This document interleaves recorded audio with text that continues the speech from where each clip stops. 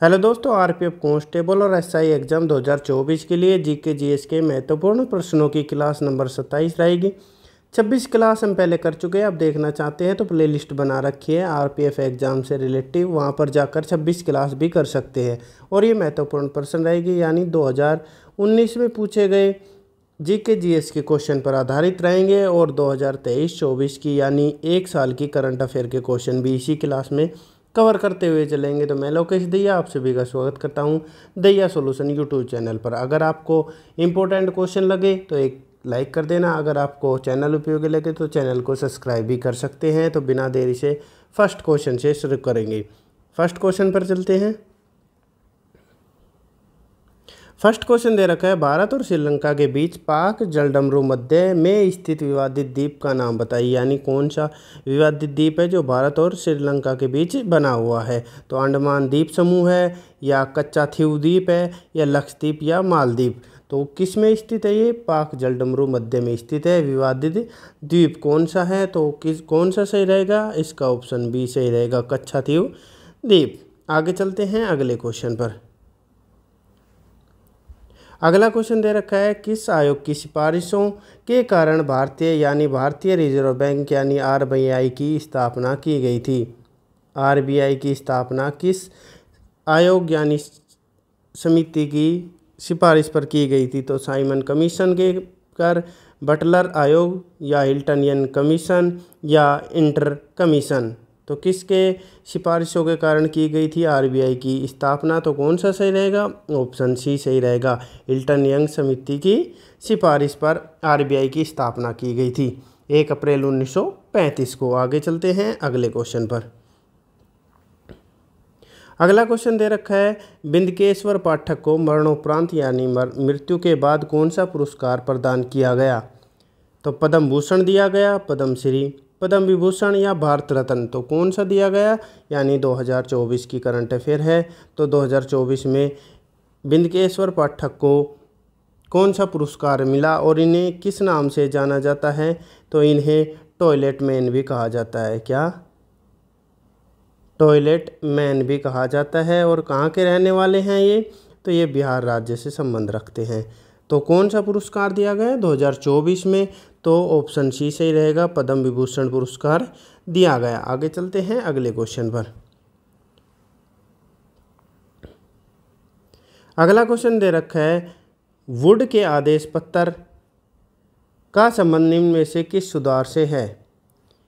यानी वुड का है, जो वुड ने जो आदेश पत्र दिया वो किससे संबंधित है? तो रेलवे से सुधार से, उद्योग सुधार, शिक्षा, या सिंचाई से। तो कौन सा सही रहेगा इसका? वुड डिस्पैच का। तो कौन सा सही रहेगा? ऑप्शन सी सही रहेगा, शिक्षा से सुधार से संबंधित है। आगे चलते हैं अगले क्वेश्चन पर। अब अगला क्वेश्चन दे रखा है, भारत का राष्ट्रीय पुस्तकालय कहाँ स्थित है? तो भारत का राष्ट्रीय पुस्तकालय कहाँ पे स्थित है? कोलकाता में, नई दिल्ली, चेन्नई, या मुंबई शहर में। तो कौन सा आंसर रहेगा? अगर पूछा जाए स्थापना कब हुई थी इसकी, स्थापना आपसे पूछी जाए तो 1948 में की गई थी। और कहाँ पे स्थापित है यानी स्थित है? तो ऑप्शन ए सही रहेगा, कोलकाता शहर। और राज्य पूछा जाए आपसे तो वेस्ट बंगाल होगा, यानी पश्चिम बंगाल के किस शहर में है? तो कोलकाता। आगे चलते हैं अगले क्वेश्चन पर। अगला प्रश्न दे रखा है, क्रायोजेनिक इंजन में ईंधन के रूप में इनमें से किसका प्रयोग किया जाता है? यानी क्रायोजेनिक इंजन के जो ईंधन होता है उसको किस रूप में तैयार किया जाता है यानी उपयोग किया जाता है? तो ऑप्शन दे रखा है, तरल ऑक्सीजन और तरल हाइड्रोजन के रूप में, ऑक्सीजन और हाइड्रोजन, या तरल हाइड्रोजन।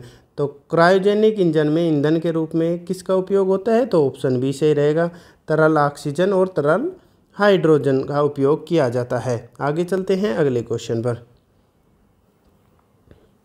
अगला क्वेश्चन दे रखे हैं, लखनऊ में 1857 के विद्रोह का नेतृत्व किसने किया था? यानी 1857 का जो विद्रोह हुआ था वो लखनऊ से किसने नेतृत्व किया उसका?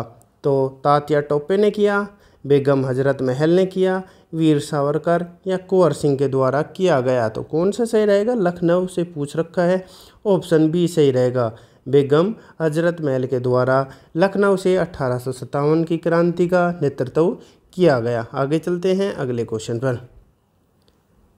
अगला क्वेश्चन दे रखा है चुंबकीय फ्लक्स की एसआई यूनिट क्या है, यानी चुंबकीय फ्लक्स की एसआई इकाई क्या है। तो फेराडे, हेनरी होगी, पास्कल या वेबर। तो कौन सा सही रहेगा इसका ऑप्शन डी सही रहेगा। कौन सी इकाई है, तो वेबर एसआई यूनिट है चुंबकीय फ्लक्स की। आगे चलते हैं अगले क्वेश्चन पर। अगला क्वेश्चन दे रखा है भगवत गीता का सर्वप्रथम अंग्रेजी में अनुवाद किसके द्वारा किया गया था। अंग्रेजी में अनुवाद किया गया था, यानी संस्कृत से अंग्रेजी में अनुवाद किसने किया था, ये पूछ रखा है। तो विलियम जोन्स ने, चार्ल्स विल्किंस ने, या मैक्स मुलर ने, या कोलब्रुक ने। तो किसके द्वारा किया गया था, तो इसका ऑप्शन कौन सा सही रहेगा, तो ऑप्शन बी सही रहेगा इसका। चार्ल्स विल्किंस के द्वारा किया गया था। और कब किया गया था, तो 1785 में किया गया था। आगे चलते हैं अगले क्वेश्चन पर। अगला क्वेश्चन दे रखा है इनमें से कौन भारतीय रिजर्व यानी आरबीआई के पहले भारतीय गवर्नर थे, यानी पहले भारतीय गवर्नर कौन थे, ये पूछ रखा है आरबीआई के यानी भारतीय रिजर्व बैंक के। तो रघुराम राजन थे, सीडी देशमुख, मनमोहन सिंह या आईजी पटेल थे। तो कौन से सही रहेंगे। अगर वर्तमान पूछे जाएं तो वर्तमान कौन है ये पूछे जाएं तो शक्तिकांत दास जी हैं। शक्तिकांत दास कौन से नंबर के हैं, तो ये 25वें हैं। अगर पूछा जाए आपसे 24वें कौन थे, तो उर्जित पटेल थे। उर्जित पटेल थे। और पहले पूछे जाए पहले भारतीय गवर्नर, तो ऑप्शन बी सही रहेगा, सीडी देशमुख। आगे चलते हैं अगले क्वेश्चन पर। अब अगला क्वेश्चन दे रखा है किस ताप पर जल का घनत्व अधिकतम होता है, यानी जल का घनत्व किस ताप पर अधिकतम होता है, केल्विन में पूछ रखा है। अगर सेल्सियस में पूछे तो 4 डिग्री सेल्सियस पर होता है। अगर केल्विन में पूछा जाए तो कौन सा आंसर सही रहेगा, 247 केल्विन, 244, 277 केल्विन या 273 केल्विन। तो कौन सा सही रहेगा। अगर पूछा जाए 1 डिग्री सेल्सियस किसके बराबर होता है, तो 273 केल्विन के, यानी 273 में अगर 4 डिग्री पूछा जाए तो 4 डिग्री 4 प्लस कर देंगे, यानी 277 के। तो कौन सा सही रहेगा, ऑप्शन सी सही रहेगा इसका। आगे चलते हैं अगले क्वेश्चन पर। अगला क्वेश्चन दे रखा है 1947 से पहले भारत में 26 जनवरी को क्या कहा जाता है, यानी कौन सा दिवस मनाया जाता था, ये पूछ रखा है। तो शहीद दिवस कहा जाता था, स्वतंत्रता दिवस, गणतंत्र दिवस या संविधान दिवस। तो कौन सा सही रहेगा, 26 जनवरी को 1947 से पहले पूछ रखा है। तो कौन सा सही रहेगा इसका, ऑप्शन बी सही रहेगा, स्वतंत्रता दिवस। और 26 जनवरी 1950 से कौन सा दिवस मनाने लगा, तो गणतंत्र दिवस। आगे चलते हैं अगले क्वेश्चन पर। अब अगला क्वेश्चन दे रखा है वाहनों में रियर व्यू विंग मिरर के रूप में किस प्रकार के दर्पणों का उपयोग किया जाता है, यानी जो रियर का है वो व्यू मिरर कौन सा है। तो किस दर्पण का उपयोग होता है, अवतल और उत्तल दोनों का, अवतल का, समतल या उत्तल का। तो कौन सा सही रहेगा। अगर मिरर का पूछा जाए रियर मिरर में देखने के लिए तो बड़े प्रतिबिंब को छोटा करके देखना होता है, बड़े प्रतिबिंब को छोटा करके देखना होता है। तो किसका उपयोग करते हैं छोटा करने के लिए, किस दर्पण का, तो ऑप्शन डी से रहेगा, उत्तल दर्पण का प्रयोग होता है। आगे चलते हैं अगले क्वेश्चन पर। अब अगला क्वेश्चन दे रखा है काली मिट्टी मुख्यतः इनमें से किस राज्य में पाई जाती है। काली मिट्टी किसके लिए है, तो ये कपास उत्पादन के लिए है। और किस राज्य में इसे रेगून मिट्टी भी कहा जाता है, तो कौन से